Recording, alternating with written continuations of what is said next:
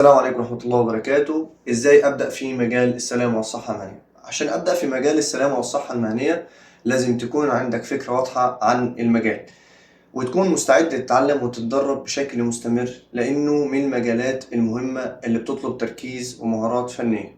في الفيديو ده انا بشرح لك الخطوات بالتفصيل.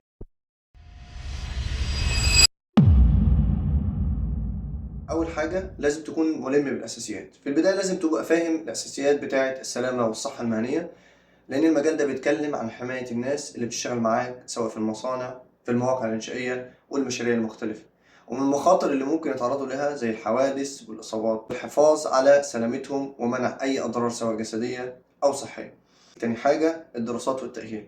دورات تدريبية في دورات كتير بتعلمك أساسيات السلامة والصحة المهنية. أشهر الشهادات اللي بتبدأ بيها هي شهادة الأوشا، والأوشا هي عبارة عن السلامة والصحة المهنية الأمريكية، ودي بتديك فكرة عامة عن كيفية إدارة المخاطر في مواقع العمل.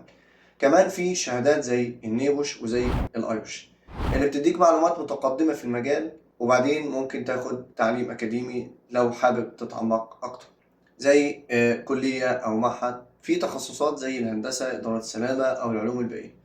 في بعض الجامعات يبقى عندها تخصصات تتعلق بالسلامة مباشرة. تالت حاجة التدريب العملي.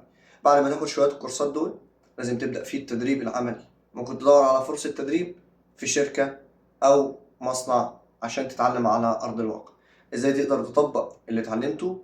فالتدريب مهم جدا لأن فيه حاجات مش هتعلمها غير في الموقع والشغل العملي.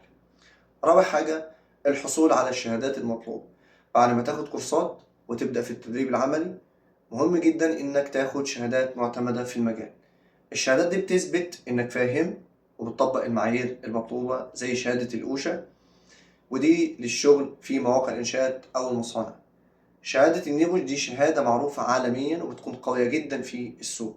شهادة الأيش دي خاصة بالإشراف على السلامة وبتديك الأساسيات لو أنت لسه في بداية المجال. خمسة التطوير المستمر. مجال السلامة بيتطور باستمرار كل فترة، فلازم تكون دايما على اطلاع على أحدث القوانين والمعايير الخاصة بالسلامة والصحة المهنية. تابع الدورات الجديدة وحاول تحضر ورش عمل ومؤتمرات عشان تبقى دايما عندك أبديت أو تحديث في السوق ماشي ازاي. ستة الخبرة العملية. مع مرور الوقت خبرتك العملية هتزيد وهتتعلم حاجات أكتر لما تواجه مواقف جديدة في الشغل. حاول دايما تكون على تواصل مع الناس اللي عندهم خبرة في المجال. حاول تطور مهارات التواصل والإشراف، لأن جزء كبير من شغلك هيكون إنك بتوعي الناس وتفهمهم أهمية السلامة. سبعة الحصول على وظيفة. بعد ما تكون خدت كورسات وحصلت على شهادات دور على وظيفة في المجال. ممكن تبدأ في مواقع إنشاءات أو مصانع أو حتى في شركات استشارات سلامة.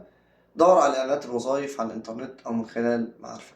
تامن حاجة التدرج الوظيفي. مع الوقت ممكن تبدأ تتدرج في الوظائف. في الأول ممكن تشتغل كمسؤول سلامة أو فني أو أخصائي، ومع الخبرة والشهادات الإضافية ممكن توصل لمنصب مدير سلامة وصحة مهنية. نصايح أخيرة: كن دايما مستعد تتعلم حاجة جديدة، لأن المجال ده بيتغير كتير. اهتم بالتفاصيل، ركز في كل حاجة حواليك، لأن جزء كبير من شغلك هو ملاحظة المخاطر اللي ممكن تعدي على غيرك.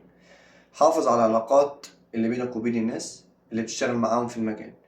الشبكة المهنية مهمة جدا، وبكده هتكون بدأت طريقك في مجال السلامة والصحة المهنية بالشكل الصح، وهتقدر تتقدم مع الوقت والخبرة.